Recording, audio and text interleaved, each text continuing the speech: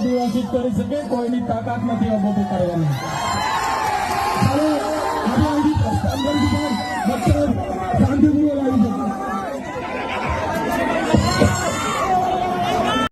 આપણા વક્તા આનંદભાઈએ કરી, એમનો જન્મ 1875 ખૂંટી જિલ્લાના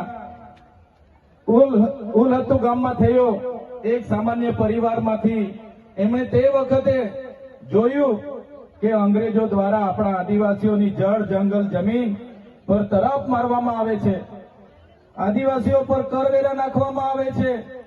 અને 1899માં મુંડા વિદ્રોહ અંગ્રેજો સામે થયો. એની નેતાગીરી બિરસા મુંડાજીએ લીધી અને એમાં એમની ધરપકડ કરવામાં આવી.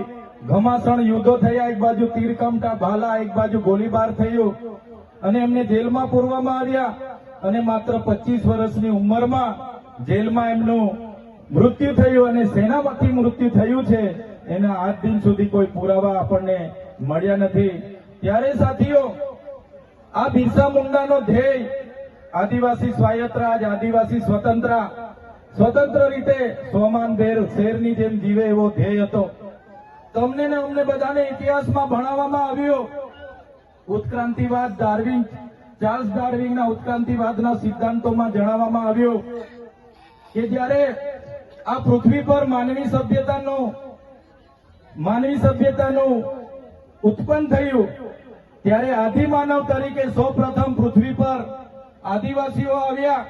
શરૂઆતમાં પેડાની શોધ થઈ, અગ્નિની શોધ થઈ, ધાન્યની શોધ થઈ, ખેતીની શોધ થઈ અને બધા ખેતીની શોધની સાથે સાથે પરિવારો સાથે રહેતા થયા. એટલે નાના નાના ગામો, નાના નાના કબીલાઓ બન્યા અને એ કબીલાઓના મુખીઓ બન્યા, સરદારો બન્યા અને શાંતિથી પ્રકૃતિ સાથેનું એમનું જીવન ચાલુ હતું.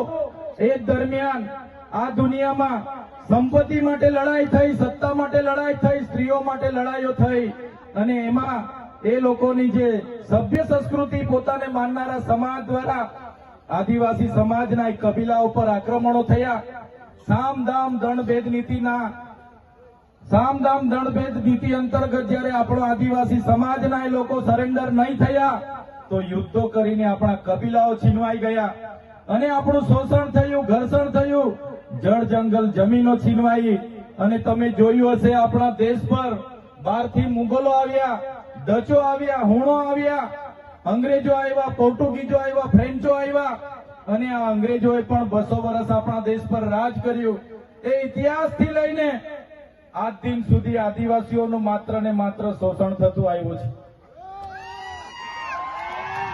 ત્યારે આદિવાસીએ આઝાદીની લડતમાં પણ તમે જોયું હશે, તમે બિરસા મુંડાનો ઇતિહાસ વાંચો, તમે ગુરુ ગોવિંદનો ઇતિહાસ વાંચો, ટાટિયામામાં ખાદ્ય નાયકનો ઇતિહાસ વાંચો, તમે માનગઢ ધામમાં થયેલો હત્યાકાંડનો ઇતિહાસ વાંચો, તમે દડવાડામાં પાલ દડવામાં થયેલો હત્યાકાંડનો ઇતિહાસ વાંચો, તો આ ઇતિહાસમાં આદિવાસીઓએ અંગ્રેજોને હંપાવ્યા. પણ કૂટનીતિ કરીને અંગ્રેજોએ આપણા લોકોને નરસંહાર કરી અને આપણા વિસ્તારમાં આપણા ક્રાંતિકારી લોકોને શહીદી વહોરવી પડી. દેશના આઝાદીમાં આપણું આટલું મોટું યોગદાન હતું.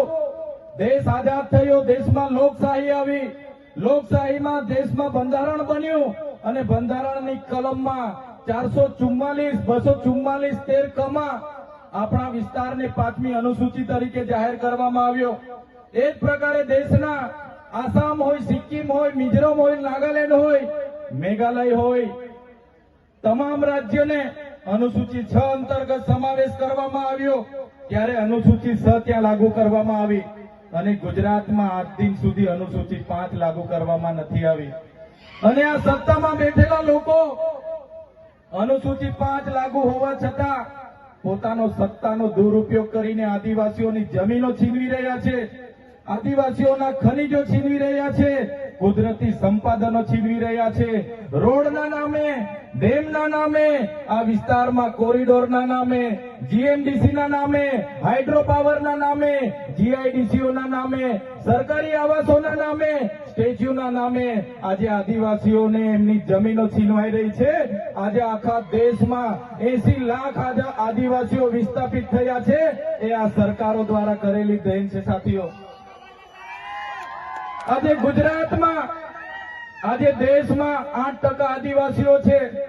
2011 ની વસ્તી ગણતરી પ્રમાણે 11 કરોડથી પણ વધારે દેશમાં આદિવાસીઓ છે. આજે ગુજરાતમાં 15% આદિવાસીઓ છે. 1,25,00,000 આદિવાસીઓ ગુજરાતમાં છે. 29 જાતિઓ ગુજરાતમાં આદિવાસીઓની છે. આજે તમે મને બતાવો કયા ક્ષેત્રમાં આદિવાસીઓ 15% છે, બતાવો મને. તમે સચિવાલયમાં જશો, આદિવાસીઓનું લિસ્ટ તમે માંગજો. તમે હાઈકોર્ટના જજની યાદી જોઈ લેજો. તમે ઇન્ડસ્ટ્રીયલના આપણા આદિવાસીઓને કેટલા લાભો મળ્યા છે જોજો. તમે રિયલ એસ્ટેટમાં આપણા આદિવાસીઓની સંખ્યા જોજો. ત્યારે આઝાદીના 78 વર્ષમાં સરકારોએ માત્ર ને માત્ર આદિવાસી બજેટમાંથી અમૃત મહોત્સવો કાઢે છે, વિકાસ મહોત્સવો કાઢે છે, ગૌરવ યાત્રાઓ કાઢે છે અને પોતાના તાઇફાઓ કરે છે. ત્યારે હવે આપણે બધાએ જાગી જવાનું છે અને આ સરકારને 2027માં ઉખાડીને આપણે ફેંકી દેવાની છે. સાથીઓ, અમે 4 વર્ષ પહેલા જનનાયક બિરસા મુંડાજીની પ્રતિમા ડેડિયાપાડામાં સ્થાપના કરતા હતા અને એમના વિચારોને ઉજાગર કરવા માટે, એમના વિચારોમાંથી આવનારી પેઢી પ્રેરણા લે માટે અમે ત્યાં પ્રતિમા સ્થાપિત કરતા હતા. ત્યારે આ ભાજપના સાંસદ મનસુખભાઈ વસાવા, 3 જિલ્લાની પોલીસ અને એમના આરએસએસ વાળાએ આપણને ત્યાં પ્રતિમા સ્થાપતા અટકાવી દીધા હતા અને પ્રતિમા સ્થાપતા આપણા ઘણા લોકોને ડિટેન કર્યા હતા. 3 જિલ્લાની પોલીસ અમને પકડવા માટે આવી હતી, છતાં આપણે એમનાથી ડર્યા નથી અને બિરસા મુંડાની પ્રતિમા ડેડિયાપાડામાં સ્થાપિત કરી છે. ત્યારે આજે દેશના વડાપ્રધાનને આજે ડેડિયાપાડા આવવું પડે એ આપણા બધાની તાકાત છે. ત્યારે વડાપ્રધાન ડેડિયાપાડા આવે છે ત્યારે લોકોને ભેગા કરવા માટે 500 કરોડ આદિવાસી બજેટમાંથી જોગવાઈ કરવામાં આવી છે. હજારો બસોની વ્યવસ્થા કરવામાં આવી છે અને બધા કર્મચારીઓને એમાં લગાડી દેવામાં આવ્યા છે.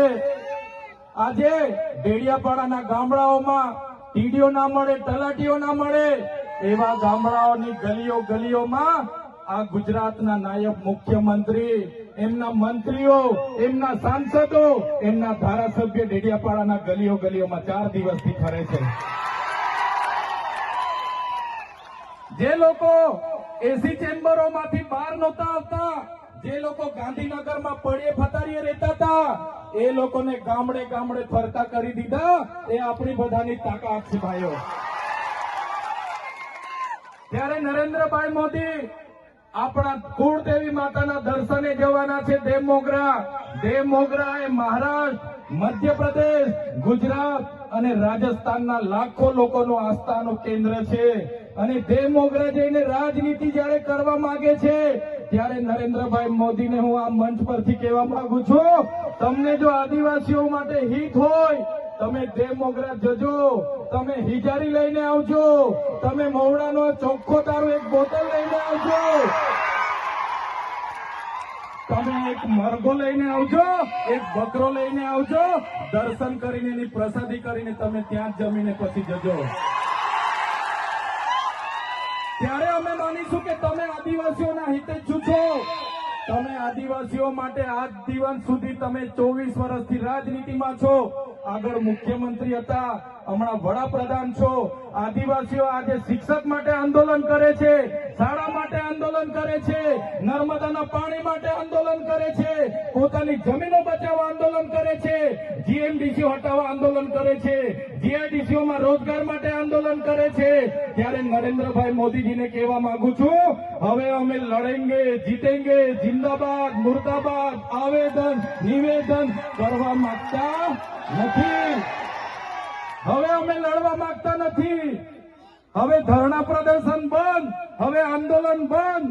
જો અમારી 5મી અનુસૂચિ, જો અમારા પૈસા એક, જો અમારી અનામત, જો અમારી 73 એની જમીનોને આવનાર દિવસોમાં જીએમડીસી ના નામે માગશો, માલસામોટ પ્રોજેક્ટના નામે માગશો, હાઇડ્રો પ્રોજેક્ટના નામે માગશો, અણુ મથકના નામે માગશો, તો અમે આંદોલન નથી કરવાના, અમે નેપાળવાળી કરવા માટે ગાંધીનગર આવવાના છે. અમે નેપાળવાળી કરવા માટે ગાંધીનગર આવીશું. તે દિવસે તમારો ને અમારો સામનો થશે, તે દિવસે ખબર પડશે ઓરિજિનલ આદિવાસીઓ કોણ છે. ત્યારે કેટલાક મીડિયાવાળા મિત્રોએ મને પૂછ્યું, તમારા ડેડિયાપાડામાં નરેન્દ્રભાઈ મોદી આવે છે, તમારું બધું પૂરું થઈ જાય. ત્યારે મેં મીડિયાવાળાને મિત્રોને કીધું, નરેન્દ્રભાઈ મોદી આવીને જાય પછી એમના મિત્ર ડોનાલ્ડ ટ્રમ્પને પણ લઈ આવજો. અમારા લોકોને ક્યાંય ફેર પડવાનો નથી. હવે અમારા લોકો જાગી ગયા છે, અધિકારોની વાત કરીએ છીએ. સંવિધાન અધિકારો અમને આપો, સામાજિક અધિકારો આપો. અમને જે મળેલી અમારા અધિકારોની વાત અમે કરીએ છીએ ત્યારે અમને ખબર પડી ગઈ કે આદિવાસી સમાજ હવે જાગૃત થયો છે. ત્યારે બિરસા મુંડાના રથ જયારે લઈને ફર્યા, એમના મંત્રી તંત્રી મારું નામ લઈને મને ગાળ બોલે કે પેલો ચૈતર વસાવો અહીંયા આવે છે, આમ કરે છે, તેમ કરે છે, ફલાણું કરે છે, ઢીકણું કરે છે. એ મંત્રીઓને પણ કહેવા માંગુ છું, એ પ્રદેશ પ્રમુખને પણ કહેવા માંગુ છું, ચૈતર વસાવાને ગાળ બોલવાથી અમારા આદિવાસીઓનું ઉત્થાન નથી થવાનું. તમે આદિવાસીનું ઉત્થાનની વાત કરો. મને ગાળ બોલવાથી અમારા લોકોનો જો વિકાસ થઈ જવાનો હોય તો હું દરરોજ તમારી ઓફિસે તમારી ગાળ ખાવા માટે પણ તૈયાર છું. સાથીઓ, અમે આનંદભાઈ સાથે વિધાનસભામાં લડીએ, રોડ પર લડીએ, સદન પર લડીએ અને આદિવાસીઓની ન્યાયની વાત કરીએ, અધિકારની વાત કરીએ. આ લોકોને ગમતું નથી. આનંદભાઈ પર અનેક કેસ થાય, મારા પર અનેક કેસ થાય, અમને જેલોમાં નાખવામાં આવે, પણ અમે આ સરકારની જેલોથી અમે ડરવાવાળા લોકો નથી, અમે લડવાવાળા લોકો છીએ. સાથીઓ, આ મંચ પરથી કહેવા માંગીએ છીએ, આ ચૈતર વસાવાને, અનંત વસાવાને જયારે સમાજની જરૂર પડશે, અમે આ ધડ ધરવા માટે પણ તમારી સાથે તૈયાર છે. આ ધડ ધરવા માટે પણ અમે સમાજ માટે તૈયાર છે. એક ગુજરાતના મુખ્યમંત્રી ભૂપેન્દ્રભાઈ પટેલ, એક ગુજરાતના ઉપમુખ્યમંત્રી હર્ષભાઈ સંઘવીની પોલીસમાં પાણી નથી કે આ ચૈતર વસાવા અનંત પટેલને અરેસ્ટ કરી શકે. ત્યારે સાથીઓ, જાગવાની જરૂર છે. આગળ ડોક્ટર સાહેબે કીધું, આપણી જે મૂળ સંસ્કૃતિ છે આપણે ભૂલી ચાલ્યા. આપણો નંદરિયો દેવ, આપણો ગામનો હિમાર્યો દેવ, આપણો વાઘદેવ, ગોવાળદેવ, આપણો કાળિયો ભૂત, આપણે ધરતી માતાને પૂજનારા, આપણે નદી નાળાને પૂજનારા, આપણે ચંદ્ર અને સૂર્યને પૂજનારા, આપણે પ્રકૃતિના પૂજક તરીકે છે. ત્યારે જન્મ મરણની વિધિ, લગ્નની વિધિ આપણે ભૂલી ચાલ્યા છે. ત્યારે આજે આ લોકો આપણા પર જાતિનો દાખલો માંગે છે, પુરાવા માંગે છે. ભણેલા છોકરાઓને પૂછી લો. સાથીઓ, જે આપણી રીત પરંપરાઓ છે, આપણો જે પહેરવેશ છે, આપણા પૂર્વજો આઝાદી પહેલા ઓળખી કાઢતા હતા. ગોરા અંગ્રેજો આવ્યા, એમના પહેરવેશ, એમની બોલી પરથી આપણા પૂર્વજો જાણી ગયા કે આપણા દુશ્મન છે. આજે તો આપણે એ લોકોની સંસ્કૃતિ અપનાવતા થઈ ગયા, એ લોકોના પેન્ટ શર્ટ પહેરતા થઈ ગયા, એ લોકોના જીન ટી શર્ટ પહેરતા થઈ ગયા, એ લોકોના બૂટ સૂટ આપણે પહેરતા થઈ ગયા. આપણી બહેનો પણ આજે પંજાબી પહેરતી થઈ ગઈ, ડ્રેસ પહેરતા થઈ ગયા, ચણિયા ચોરી પહેરતી થઈ ગઈ, જીન્સ ટી શર્ટ પહેરતા થઈ ગયા. ત્યારે આવનારા દિવસોમાં આપણો દુશ્મન કોણ છે તે આપણને ખબર પડવાની. ત્યારે આપણે મૌલિક નૈતિક મૂલ્યો આપણે જાળવવા પડશે. આપણી બોલી ભાષા આપણે સાચવવી પડશે. આપણો પહેરવેશ, આપણી સંસ્કૃતિ, આપણા વારસામાં મળેલી આપણી પરંપરાઓ, રીત રિવાજો આપણે સાચવવા પડશે. સાથીઓ, આપણા વિસ્તારમાં વૈશ્વિકરણના નામે જમીનો છીનવાય છે, ઔદ્યોગિકરણના નામે જીઆઈડીસીઓ આવી, એમાં જમીનો છીનવાઈ ગઈ. અને તમે જોઈ લો, આજે ધર્માંતરણના નામે આદિવાસીઓને ભોળવામાં આવે છે. આજે શિક્ષણના નામે ધર્મના પ્રચારો થાય છે. ત્યારે મારા આદિવાસી સાથીઓને કહેવા માંગુ છું, જે દિવસે આપણે આજે આદિવાસી તરીકે મટી જઈશું, તે દિવસે આપણું અનામત પણ આપણને મળવાનું નથી. તે દિવસે આપણે જમીનો પણ બચાવી નથી શકવાના. સંવિધાને આપેલી જળ, જંગલ, જમીન પરના અધિકારો પણ નથી બચાવી શકવાના, ત્યારે આ લોકોને આપણે કહેવાનું છે કે આપણે હવે ઓરિજિનલ આદિવાસીની રીત રિવાજમાં, પહેરવેશમાં, આવા કાર્યક્રમમાં આપણા હોજારો સાથે, વાજિત્રો સાથે ઉપસ્થિત થયેલા છે. ત્યારે મારા તમામ વડીલો, તમામ યુવાનો, માતા બહેનોને વિનંતી છે કે આ કાર્યક્રમ એ સમાજનો કાર્યક્રમ છે અને